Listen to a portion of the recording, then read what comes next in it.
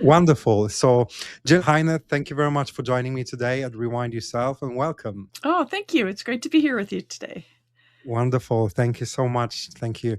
Maybe I can start with the first question. You can shed some light from your experience. You're quite popular, intriguing, interesting person. You've done something that many would want to wish to have the courage to do probably in their lifetime. But maybe you can briefly introduce yourself to our audience and tell who you are and Sure. what you've been doing in your life. Yeah, I'm a full-time underwater explorer, and I specialize in both cave diving, so swimming through these water-filled passages beneath your feet, as well as specializing in a lot of the technology that we use for modern exploration, from advanced life support equipment to surveying gear that's artificially intelligent and all kinds of things. So I collaborate with a lot of different scientists in different fields, and I kind of pinch myself every day because of the work that I get to do. Okay, wonderful.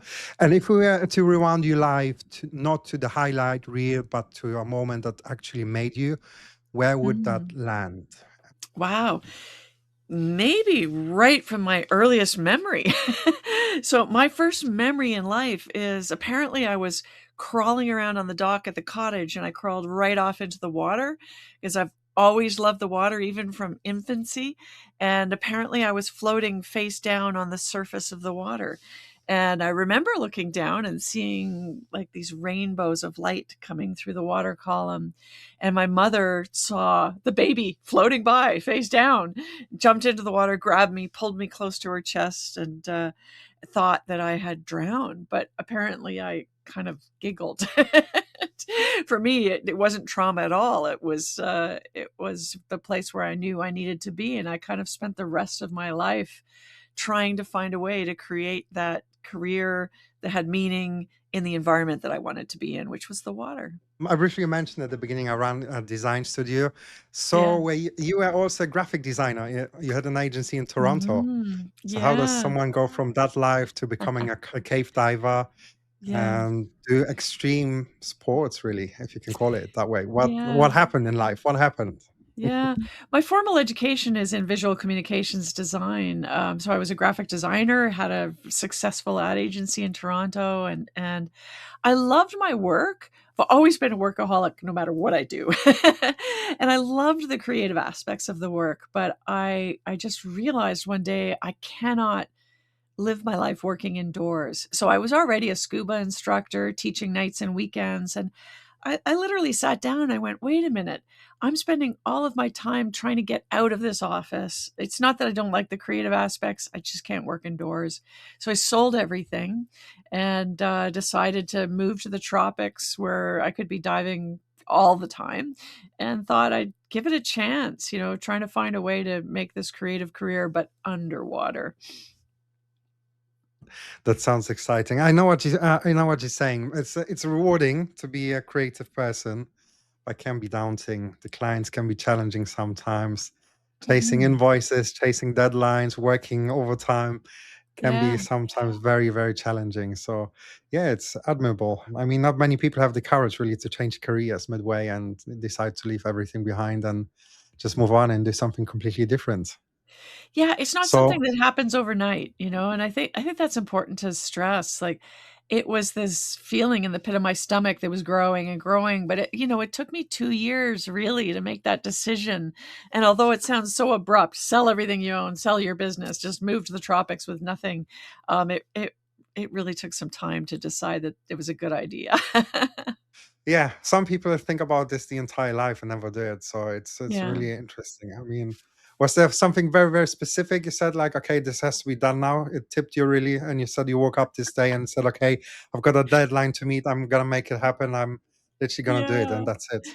I mean, where you're not absolutely. terrified that you're gonna lose things, you might do something wrong, and Yeah, it's funny, I used to do the Nike catalogs twice a year, but it was before people would before the wholesalers would put the orders in for the clothing. So we used to illustrate all the clothing and the new colors for each season, basically. And it was a big job, it was a lot of work, and I was standing over the printing press, late at night, always, checking the colors, checking the quality of the prints and everything. And I would go for days without sleep. And immediately after that project, I would always rush down to the Cayman Islands to go diving. And I remember, finishing a press approval at like 2 a.m. and then going straight to the airport. And as I stood in the airport, my client from Nike came running towards me, Jill, Jilly. And I'm thinking, oh no, there's a problem. There's And gonna I'm be like, a revision. right. I can run to the bathroom. I can hide. He'll never see me. So I panicked literally in that moment, thinking, I don't want to see this person. I need a break. I'm going to kill myself. And then he runs up to me and he goes, Jill, where are you headed? I'm going down to the Cayman Islands for a vacation. And I'm like, oh, so am I. But that's Oh, when I realized I'd kind of like gone off the deep end. Like I was really willing to run and hide from my own client because I was so burnt out. And that's when I realized I can't wait any longer. I just need to do this. Like, even if I don't know whether it's going to work or not, I can always come back. and was there a specific moment where you thought this is the life I'm supposed to be living? I mean, Yeah, um, actually, it's tough selling your stuff. It's tough giving everything up because there's a lot of voices around you saying, "What are you doing? Throwing a career away, throwing a great business away. Shouldn't you be here? Starting a family, like all that kind of stuff." And so it was hard leading up to it. But once I sold everything and packed 2 suitcases, when I unpacked and came in, I knew it was the right move. It's like my brain had reset instantaneously, and that was the life I was going to lead. okay, okay. And for someone who has never dived, how do you describe that and what it actually feels like to be inside a underwater cave? I mean, a lot of Yeah. people are curious. I always thought maybe to Yeah. go diving. I'm not Hmm. terrified, but never tried it. I'm definitely terrified of Hmm. flying. But for some people, Yeah. it could be claustrophobic, even though you're underwater in this space. I mean, can you describe it for someone who never experienced it or would maybe want to Yeah. experience it? I mean, it's almost a back to the womb kind of experience, really. It's to me, when I'm in the water, I know that that's my element, whether I'm swimming, diving, or anything else. But when you go under the water, like the first time you take a breath underwater, it just feels like a miracle. It's like, oh my God, I'm breathing in a place I should never be able to see. And then you just see such incredible things. And for me, when I'm cave diving, it's like swimming in the veins of Mother Earth. So it's almost spiritual to me, swimming within the lifeblood of the planet. This is the water that sustains us, sustains the wildlife, the environment, and even provides for all the industries that give us a modern lifestyle. So for me, getting a chance to go to these places and go to places that nobody else has ever been before is an incredible privilege, and it's never lost on me. It's still exciting today. But there must be like other cave divers around the world. So Mhm. why were you so special in terms of being able to go to all the continents? What happened there? Yeah, How did that happen? I mean, there yeah. must have been like cave divers who've been exploring, going around the world and doing. But you seem Mhm. to be very unique. They've done documentaries about you. Yeah, You've been in yeah, places where they're terrifying for others. Could mean the end, but also it could yeah, exploring underwater is more exciting probably than exploring space because it's yeah. untapped. Yeah, So we know more about space.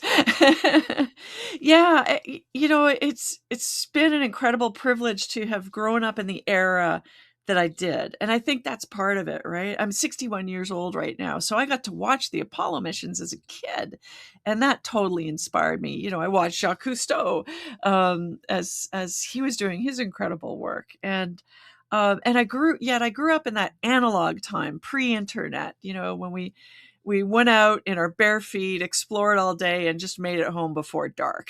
And we had the freedom to do that, to run through the woods and not worry. Where I feel like today, the world is contracting a lot more. There are places that are unsafe to go to or that you just can't reach anymore. So I feel like I lived in an unbelievably privileged time. And within diving, I went also from analog to digital to AI, like that same thing. We started with very, basic technology that most people still use to scuba dive today, a tank on their back and something to breathe from. But for me, I got to be right at the beginning of advanced life support systems like rebreathers, being a test pilot for those devices that would carry us farther into the planet than people had been before. And then also to work with, people who bridge the gap between inner space and outer space and developed tools that also needed test pilots and developers to, help teach an AI how to be an explorer. And so I feel really, really lucky. And, it doesn't hurt to have been in graphic design and brand management and everything else, because I've continued to be able to get my story out into the world. And so, that brings attention as well. It must have been completely different. I agree with you because back in the days, probably we weren't so cautious about everything like we are today. And that translates to many things, especially now the younger generations today are Mhm. not exposed to many real live events anymore because everything happens in front of the screen. We have the window to the world. We Mhm. we have access to knowledge, but we less sort of exposed to sort of the things that could tickle us, bring adrenaline, Yeah. make us Yeah. less fearful, etc. Yeah, it's true. I mean, I use, the internet is such an incredible tool for me, not just because of the body of knowledge, but because of the connections that I can make with people all around the world today. And that means, collaborations that lead to a greater understanding of climate change, water issues, and other things that are important to me. But those are just the tools that allow me to make the real connections with the natural world, with other scientists, with other explorers. And so I think that some people today, some young people today, are missing that step where they turn those internet connections into real visceral human connections with the natural world and with each other. And I really think that that's, of all the things, of all the ills that we're suffering from today, it is a loss of connection that matters most right now. Yeah, unfortunately. I hope it's going to change and we're Mhm. going to have, hopefully, AI is going to turn the world upside down and we're going to have more time to do the creative things and the exciting and Yeah. adventurous things in the world. Mhm. So if the machines and robots going to start work for us, we have more freedom for us then. Mhm. Let's keep Yeah. positive, but yeah, we'll see how Oh, it turns out. no, I'm totally with you. I mean, I know there's a lot of people who are terrified about, AI bringing in the post-apocalyptic end of of humanity. But I actually tell people, like, listen, if you're not engaging with AI and learning about AI right now, you're going to be really left behind. It's happening. It's not stopping. But what we need to do is everybody needs to be good, knowledgeable users, and hopefully move towards, like, really siloed, guardrailed uses of AI rather than this sort of general overall use of AI, in my opinion. Because in the things that I've been involved in where we've been able to use AI quite specifically for needs, it's been an incredible tool. No, I couldn't agree more. I think I've read an article the other day that a very tiny, tiny percentage of the world population actually uses AI. So we're talking like Mhm. a fraction of a percentage that people Yeah. actually use it. And I think the buzz around AI is so big that they think the entire world is actually going to flip around and change everything. And like the designers going to lose their jobs because AI is going to, do all the graphics, and the movie industry is going to be replaced by deep fake actors and everything else. And I think there's space for everyone. We just need to Yeah. find alignment and then regulate things. And I think Yeah. it could be very interesting and exciting in And the there'll future. always be space for authenticity, real human experiences and real human touch on things. That's never going to go away. If you have an AI doctor, it might help the doctor to diagnose something more quickly, but medicine in the future is still going to be about the doctor sitting down with you, explaining things and working through things specifically. So I think we have to think about how it fits, but again, that requires people to learn about it, use it, and figure out how it might fit in their lives. Mm, okay. And was that point where things could have gone very differently and you know it in your Oh, life? Yeah, absolutely. When I first went and moved away to the tropics, I thought to myself, well, I've got nothing left now. I can't fail, but I really could have many times over. I mean, back in the day, it required me to find ways to make income that would keep me in the water. So I was writing like writing stories and sending printed photos back to magazine editors in the United States, and mailing those and waiting months for responses. But I realized very quickly that it's very helpful to find the environment that you want to be in, that you want to work in. For me, outdoors, underwater. And then you have to think about all the ways that you might be able to make money different ways, so that if this one's not working, you can shift to that one. And that's why, I write books, I make movies, I film for, television programs. I consult on technology or work with other scientists, work on independent contracts, and then also develop my own products and ideas. And so there's always a different way to make money to keep me where I want to be. Okay, so eventually it was like a snowball effect. You Yeah. started very small, and then you met people and connections, and then built up Yeah. and grew basically the entire network that will finance and enable you to Mhm. make those expeditions and explore the caves of the world, isn't it? Yeah, yeah, Yeah, very absolutely. I think interesting. everything started from volunteering, like, Mm. the articles, the pictures, that's one thing, but when it came down to getting involved with, the top expeditions in the world, I literally reached out to, people that I admired and said, "Can I help? How can I help?"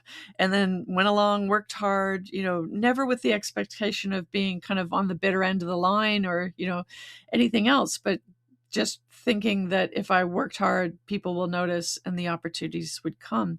And still today, that's how I make connections. I do a lot of volunteer outreach work, and it's very gratifying to do that. Very interesting. I think it's a very interesting experience. It must be for you, but also I think it would be very good for people in general to experience being put in a position where you haven't got a way out immediately, or Yeah, you've got a safeguard, and you're put in a situation where you have to be creative to find a way out. And yeah, I think that's where the biggest things in the world happen: the changes, the yeah. achievements, and great people grow and become, yeah, Yeah, you noticed learn a lot around the about world. humility and which is good. I mean, it's like if I had to paint the diving lodge that I worked in, fine. Like that's what we did when we didn't have customers to fill the property. Then it's like, okay, well, you can either not work or you can paint the lodge. It's like I'm a painter now. We need someone to help with the cooking. Oh, I'm a chef now, right? I'll do whatever I need to do in order to stay in this incredible environment. And you were the first person to dive the iceberg caves of Antarctica. What Yeah, did you yeah. find in there that you didn't expect?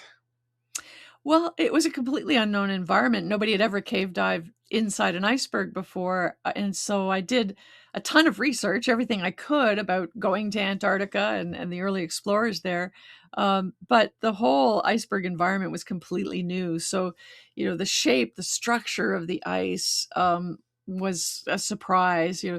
The the feeling of not having a sense of scale was a surprise. Like I had no way to gauge distance because this iceberg was so big and the spaces inside it were so vast that I had nothing within my frame of reference that would help me really understand the scale of things.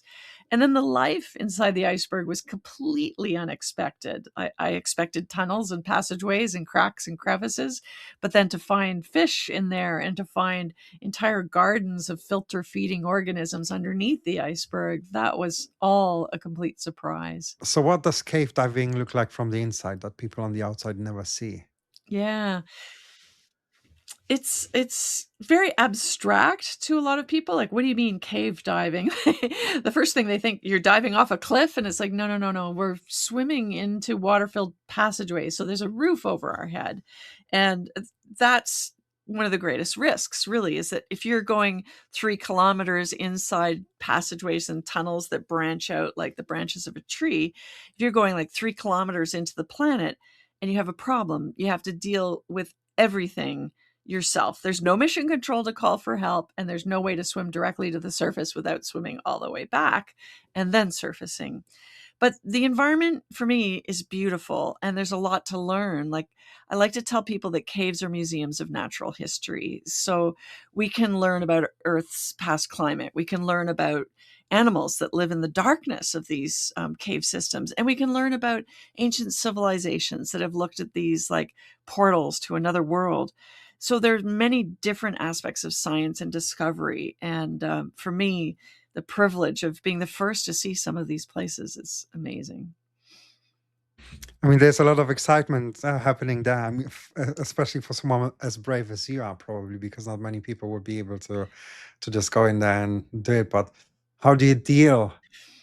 Let's talk like emotions and handling Mm, pressure and these kind of mhm, things that obviously are transferable into different environments. But how do you mhm. deal with those situations? I mean, Yeah. you can't be an iron person saying like, yeah, No. whatever, yeah, I go for it and No. that's it. I mean, how do you cope with this? I mean, you must have had thrills, but Yeah.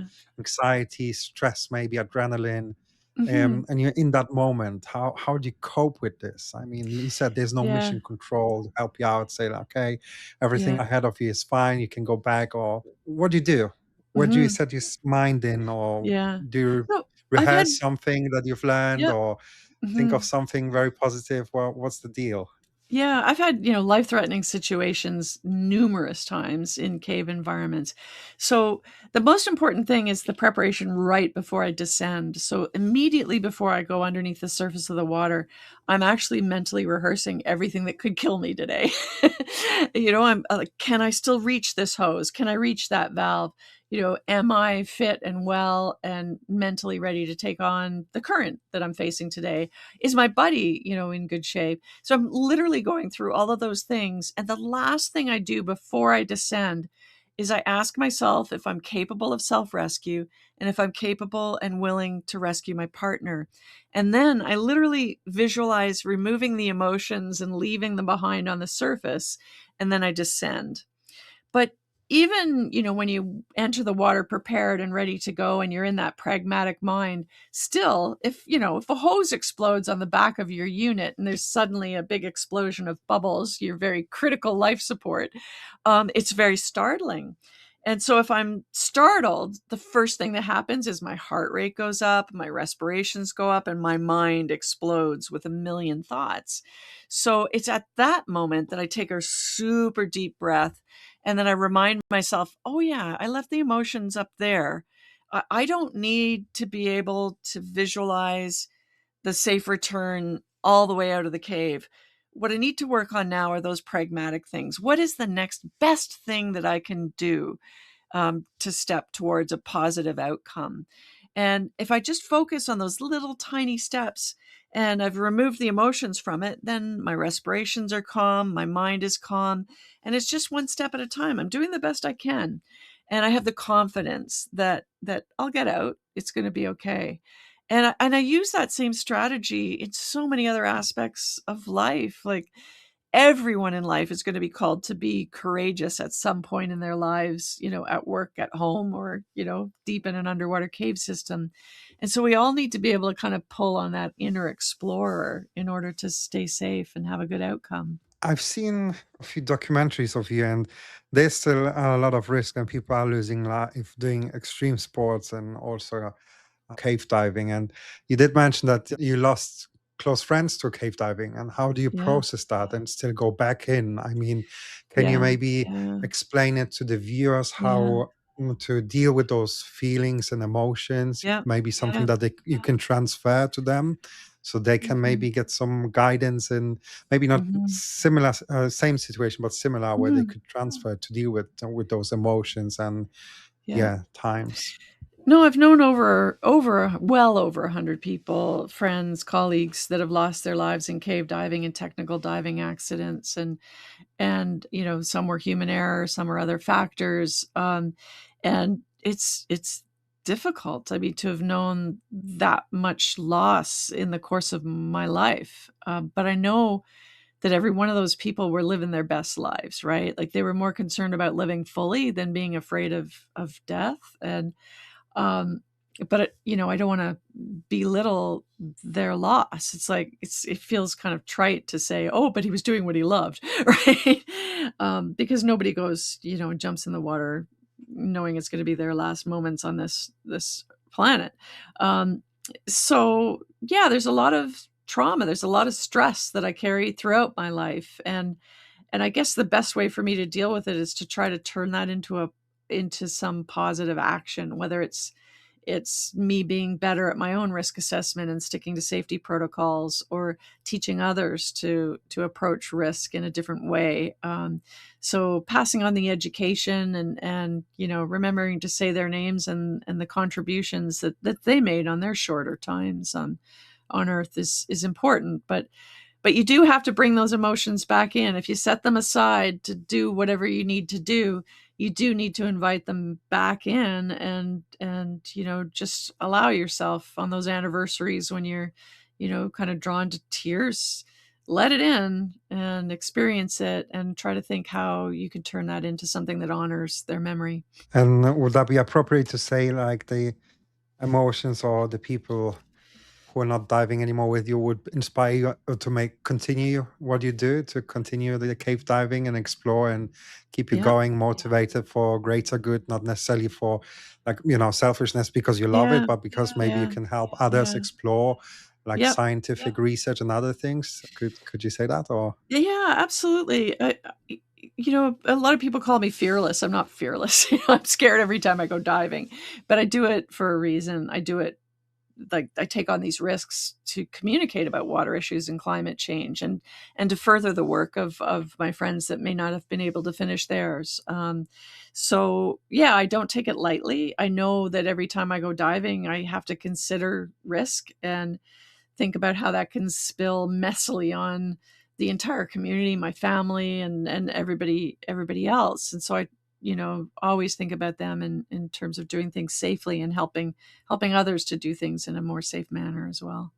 And you tapped into like risk assessments. Hmm. So, how do you distinguish between acceptable risk and recklessness? Is the line, and how do Mm. you know where it Yeah. is? I mean, you're doing Yeah. an extreme sport. It's not like Hmm. a casual sport where you're Hmm. the waterboarding or anything else. And there are other extreme sports or Yeah. divisions, wingsuit jumps and skydiving or whatever. I mean, Hmm. how do people in this field really distinguish Hmm. it? Is there something you Yeah. can teach others? It's funny because we're often sort of categorized with skydivers and base jumpers and all those other sports enthusiasts, and I kind of think of cave diving differently, because for me it's about science, it's about information, it's about data. It's not about adrenaline. Like it's kind of the anti-adrenaline. Like I often, I might be excited leading up to a trip, but the dive itself is anti-adrenaline, and so I just really need to focus. But when I decide to take on any dive any day, because there are no easy dives, there's no safe dives, right? I always think about risks and how, is this fair to my husband? Is it fair to my family, my community, what I'm about to do? Like, if I lost my life here, who would come to retrieve my body and what risk would they be at? There's even that. But it just has to be worth it. Like, it's not just about me. If I'm not creating some sort of an outreach or educational aspect or data from a dive, then I don't really feel like I should be doing it, I guess. So in that way, I feel it's quite different than some of the adrenaline sports that others might partake in. And what does fear actually teach you? And is there a version of you or of it you've learned to trust? And how has it influenced you more of your decision than you like to admit, maybe? Is there something you can I probably share? probably spent early parts of my life running from fear, and now I realize that by stepping into fear, that's where we get to be explorers. And as explorers, when we're willing to step into the darkness, let our eyes adjust to the light of uncertainty, and goodness knows we're all surrounded by uncertainty these days. But when we face that uncertainty and say, you know what, I'm going to step into this anyway, then that's where we have an opportunity to further ourselves and our own capacity, and maybe even, further the human race. So I think that without exploration and discovery as a species, we're dead. Like, we have to keep searching. We have to keep stepping into the unknown, personally and as a species, in order to survive and thrive. If you could go back to the moment you quit your office job, moved to Cayman Islands, what would you tell yourself? Is there something you would tell Yeah, I yourself? would I would If say, you "Hey, it's can. gonna be okay, Jill." But I would say, you're gonna be stressed when you're too busy, and you're gonna be stressed when you're not busy enough and you don't know where the next paycheck is gonna come from to put a meal on the table. So you can might as well just let go of that. The stress is gonna be there regardless, and that's how I felt in graphic design as well. Stressed if you're too busy, stressed when you're searching for new clients, right? So let go of it and just realize you are on this one short walk on this planet. Make the best of it. Like, we're so fortunate and to be living in this time. And so do everything you can to make the best of every moment. I mean, a lot of people stressing these days. Life doesn't get easier. I'm not saying like previous generations had it easier, but maybe there was a touch of freedom in a way because we did explore adventure and see the world Mhm. outside rather than indoor. But it's an interesting thing to say, ignore the stress. So would you say people should risk it and like still do it despite the Mhm. stress they're having and maybe try something out they're fearful of and give it a Yeah. go? Because one or the other way, they're gonna still experience stress in Mhm. many different ways and different levels. Do you think Yeah. it's worth picking that one thing in your life and say, go and Mhm. risk it like you did, quit the Mhm. job and just go for it and leave everything behind because life is short and yeah, Yeah. world is amazing and life is beautiful. Yeah, absolutely. And you don't have to, like, look at the big picture. You could just, again, take the next best step, right? Like, you might not be ready to sell everything, get rid of your business and, change your life completely, but, you might just kind of like clean out your apartment and downsize a little bit first. So just make the next best step. Take these baby steps towards change, and you'll find the fit along the way. Mm, mm. And what did it cost you to become who you are today? And I'm not referring to the items you sold to go Ah, move away, but what was the ultimate cost to become who you are really and what you've achieved throughout your life? yeah. A lot of people put a positive on stepping outside the box and doing these exciting things. However, I don't have a family, right? Like, I'm going to be the dead end of of my lineage, right? Because I don't have kids, and I couldn't have had kids and had this career, so I don't really regret it. But that's certainly a cost. I'm away from my husband a lot still today, and away from my sister and brother and their families, and missed a lot of Christmases, that kind of stuff. So those are the prices that you pay, but the good, the bad, the ugly, the missed Christmases, the times that we were together, all of that made who I am today. And so I can't regret any of it, really. Sure, it would have been nice to have had more time with them, but this is who I am. And I don't really look back as much as I try to look forward every day. So, in short, you appreciate more the moments that you spend with the close people to your Mhm. heart than you would have them regularly, let's say, and I put it in a way. I mean, a lot of people fighting the thought of how do you balance things out? Because if you have a family, you have to look after Mhm. your partners, after your kids, if you want like career. Mhm. And it's a trade-off, and there's not a golden circle for managing Mhm. everything perfectly. What would you say, like, from your experience to the people out there? Is it okay to be, missing things out, to balance things out? No one has ever done everything perfectly like they see Yeah. in Yeah. the outside world, because a lot of the moment we see on the internet, maybe not entirely, but we are pressured into sort of the environment. You have to be good looking, you have to have Mhm. materialistic things, become millionaire overnight.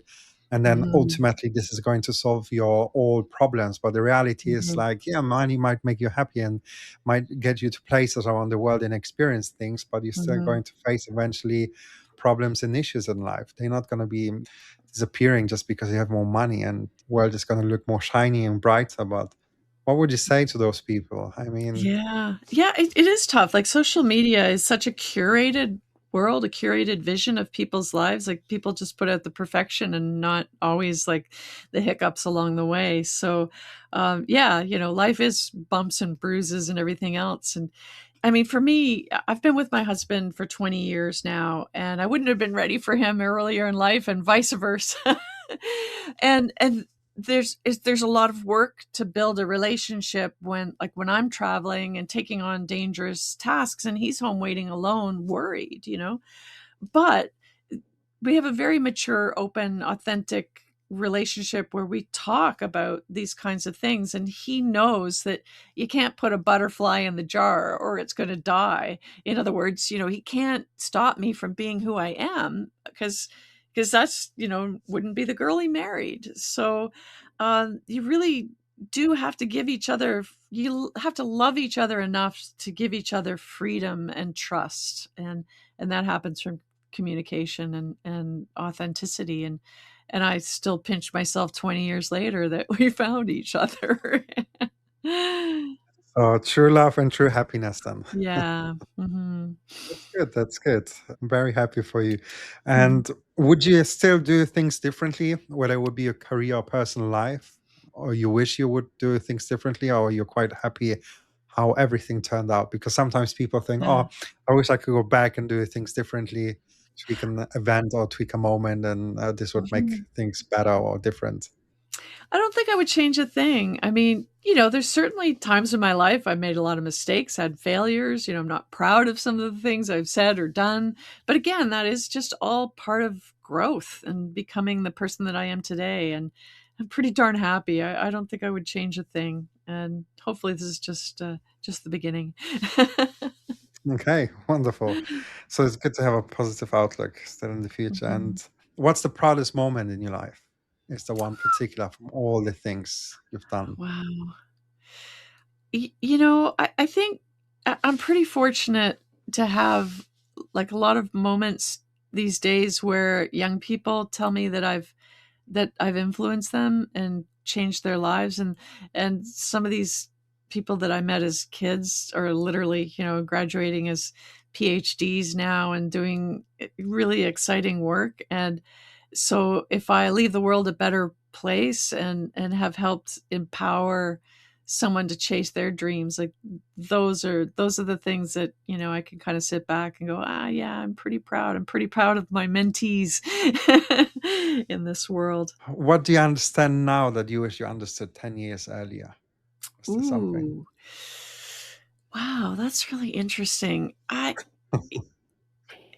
think there were a lot of barriers and hurdles that I had to cross in order to do this, everything from sexism to financial barriers and all those things that create stress, the societal stresses of not following an expected path. And I think it would just be like, don't worry about those things. It's all going to work out when you have integrity and you work hard.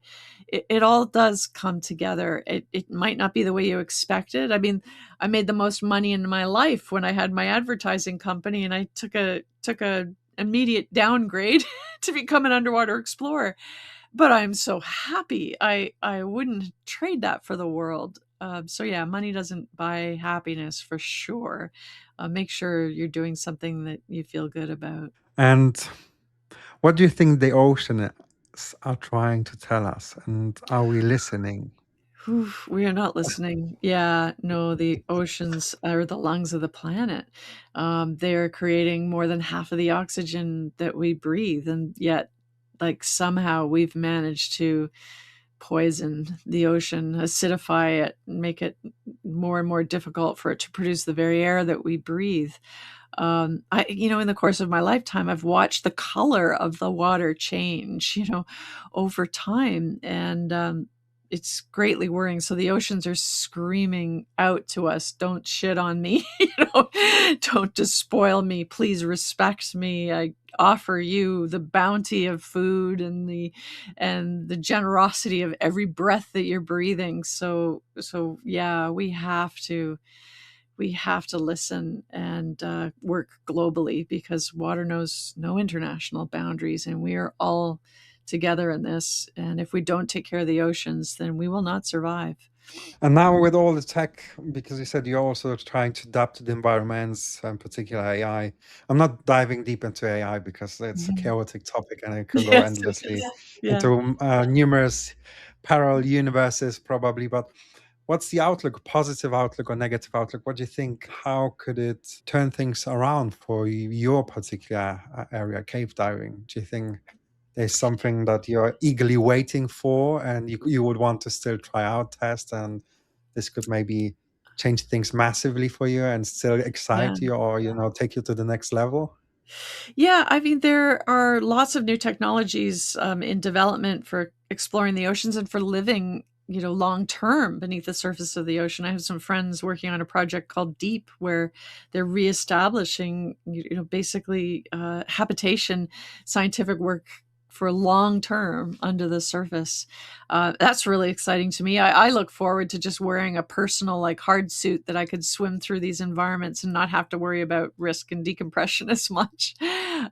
Yeah, all of that's really exciting. But when I think about my optimism for the future, it is because of all of these young, early career professionals that are interested in the ocean and exploring it, building new technology, but also an increased sensitivity and communication for sharing data and better understanding how ecosystems work, and how we can use some of those natural solutions to, enable our own survival, if we're willing to protect the ocean. It's the one thing you wish people understood about exploration more, about why it matters. Yeah, I think there's often a focus on fear and thinking that I'm fearless or courageous or something like that, but it's so much more important to really just think about how important it is to explore in any way, explore, share, explore, discover, and share with each other. So I think I would say this is like, exploration is not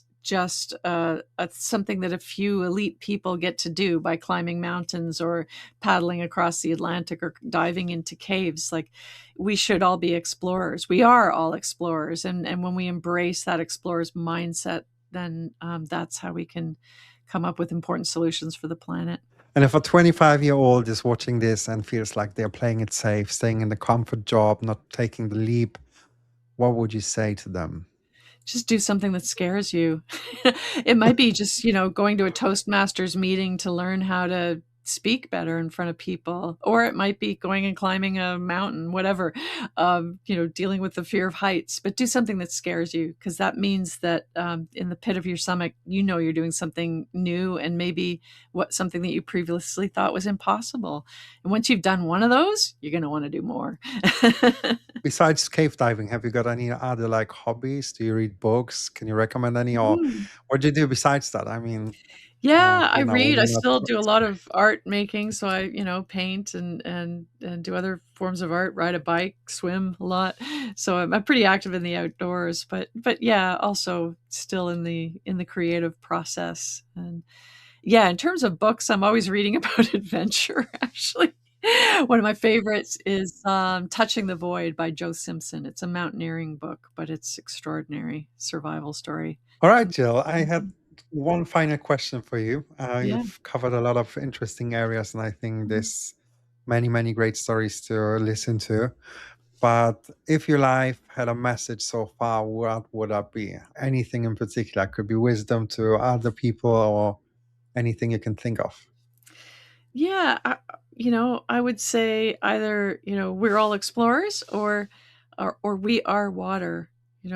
Our earth is 70% water, our bodies are 70% water. We come from the ocean of our mother's womb. We are all water, and that interconnected water serves us all, if as long as we take care of it. Wonderful, Jill.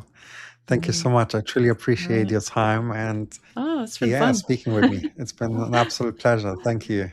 Thanks.